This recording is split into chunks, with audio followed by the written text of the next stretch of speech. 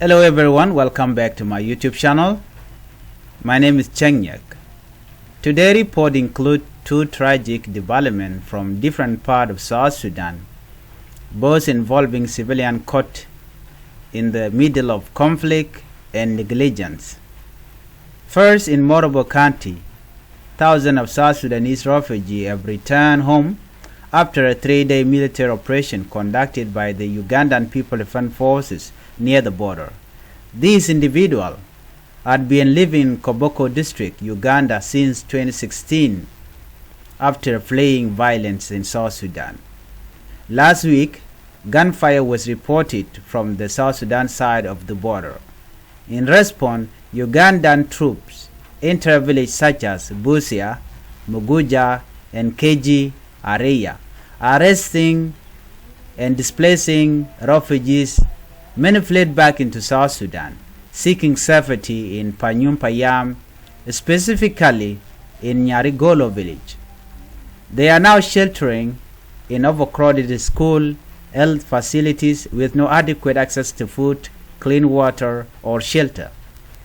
Children, women, and elders are living in extremely difficult conditions.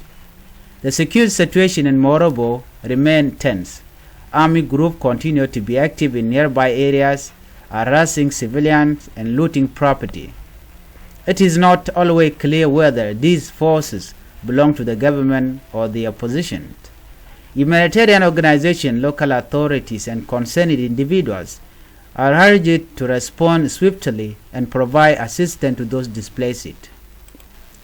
In a separate and deeply painful incident, a South Sudanese People Defense Forces SSPDF military tank was involved in a road accident on Monday in Rumbek town, resulting in the death of a student and injury of another.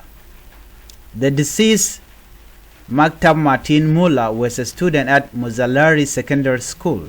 The accident occurred in Malwal Akan residential areas when a tank from Rock City military base collided with 3 boys riding a motorbike. According to Colonel Daniel Majuj Mayek, director of Lake State Traffic Police, the boy tried to give way to the tank, but the collision happened immediately. One died on the spot, another was injured, and the third was unharmed.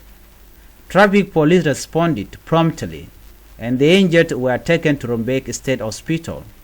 The tank driver is currently under arrest while investigation continues. William Koji, the acting Minister of Information, confirmed the accident and expressed condolence to the family.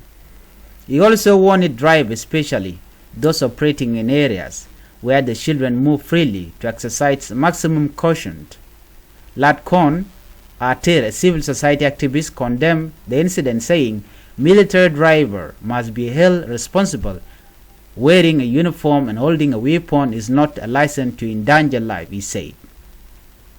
These incidents are a reminder of the ongoing challenges facing civilians in South Sudan. Safety, accountability, and compassion must guide all action, whether at the border or in town centers.